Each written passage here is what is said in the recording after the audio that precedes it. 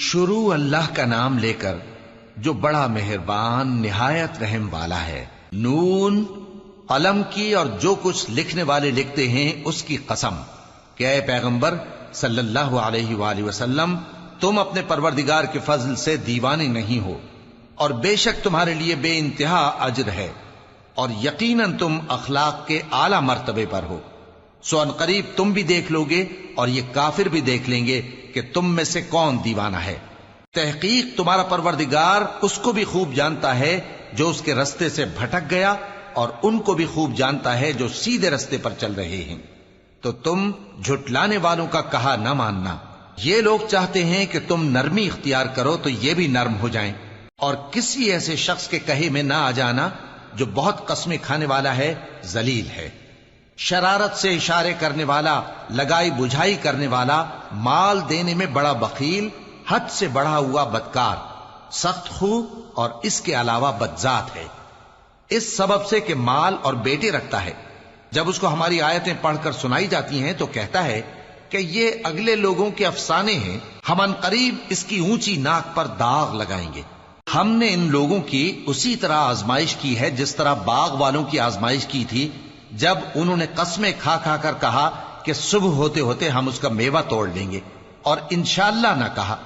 سو وہ ابھی سو ہی رہے تھے کہ تمہارے پروردگار کی طرف سے راتوں رات اس پر ایک آفت پھر گئی، تو وہ ایسا ہو گیا جیسے کٹی ہوئی کھیتی۔ پھر جب صبح ہوئی تو وہ لوگ ایک دوسرے کو پکارنے لگے کہ اگر تم کو کاٹنا ہے تو اپنی کھیتی پر سویرے ہی جا پہنچو۔ سو وہ چل پڑے اور آپس میں چپ کے کہتے جاتے تھے کہ آج وہاں تمہارے پاس کوئی فقیر نہ آنے پائے، اور کوشش کے ساتھ سویرے ہی جا پہنچے، گویا پیداوار پر قادر ہیں۔ پھر جب انہوں نے باغ کو دیکھا تو ویران، کہنے لگے کہ ہم رستہ بھول گئے ہیں، نہیں بلکہ ہم بے نصیب ہو گئے۔ ایک جو ان میں سمجھدار تھا بولا، کیا میں نے تم سے نہیں کہا تھا کہ تم تسبیح کیوں نہیں کرتے؟ دوسرے کہنے لگے کہ ہمارا پروردگار پاک ہے، بے شک ہم ہی قصوروار تھے۔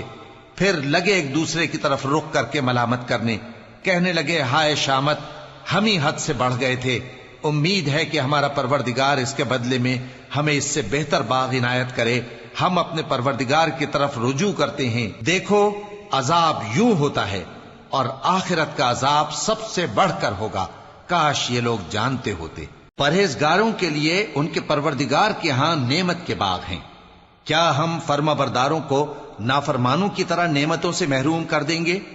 تمہیں کیا ہو گیا ہے؟ کیسی تجویزیں کرتے ہو؟ کیا تمہارے پاس کوئی کتاب ہے جس میں یہ بات پڑھتے ہو کہ جو چیز تم پسند کرو گے وہ تم کو ضرور ملے گی؟ یا تم نے ہم سے قسمیں لے رکھی ہیں جو قیامت کے دن تک چلی جائیں گی کہ جو کچھ تم طے کر لو گے وہ تمہارا ہوگا؟ ان سے پوچھو کہ ان میں سے کون اس کا ذمہ لیتا ہے؟ کیا اس قول میں ان کے کچھ شریک ہیں؟ اگر یہ سچے ہیں تو اپنے شریکوں کو لے آئیں۔ جس دن پنڈلی سے کپڑا اٹھا دیا جائے گا اور کفار سجدے کے لیے بلائے جائیں گے، پھر وہ سجدہ نہ کر سکیں گے، ان کی آنکھیں جھکی ہوئی ہوں گی اور ان پر ذلت چھا رہی ہوگی، حالانکہ پہلے اس وقت سجدے کے لیے بلائے جاتے تھے جبکہ وہ صحیح و سالم تھے۔ سو مجھ کو اس کلام کے جھٹلانے والوں سے سمجھ لینے دو، ہم ان کو آہستہ آہستہ ایسے طریق سے پکڑیں گے کہ ان کو خبر بھی نہ ہوگی، اور میں ان کو مہلت دیے جاتا ہوں، میرا داؤں بڑا مضبوط ہے۔ اے نبی، کیا تم ان سے کچھ معاوضہ مانگتے ہو کہ ان پر تاوان کا بوجھ پڑ رہا ہے، یا ان کے پاس غیب کی خبر ہے کہ اسے لکھتے جاتے ہیں؟ سو اپنے پروردگار کے فیصلے کا انتظار کیے رہو، اور مچھلی کا لقمہ ہونے والے یونس کی طرح نہ ہونا کہ انہوں نے اپنے رب کو پکارا جبکہ وہ دل ہی دل میں گھٹ رہے تھے۔ اگر ان کے پروردگار کی مہربانی ان کو نہ سنبھال لیتی تو وہ چٹیل میدان میں ڈال دیے جاتے مذموم حالت میں۔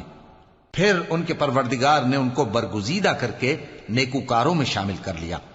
اور کافر جب یہ نصیحت کی کتاب سنتے ہیں تو یوں لگتے ہیں کہ تم کو اپنی نگاہوں سے پھسلا دیں گے، اور کہتے ہیں کہ یہ تو دیوانہ ہے۔ اور لوگوں، یہ قرآن تمام جہانوں کے لیے نصیحت ہے۔